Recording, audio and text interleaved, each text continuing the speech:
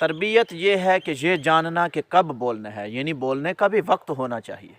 यानी उस वक्त बोलना कि जब आपकी बात को अहमियत भी दी जा रही हो, उस वक्त का बोलना और समझ कर बोलना ये तरबियत कहलाता है। और अखलाक ये है कि किसी की बात को सुना जाए, यानी हर एक की बात को सुनना, ये भी अखलाक के दायरे कार के अंदर आता है।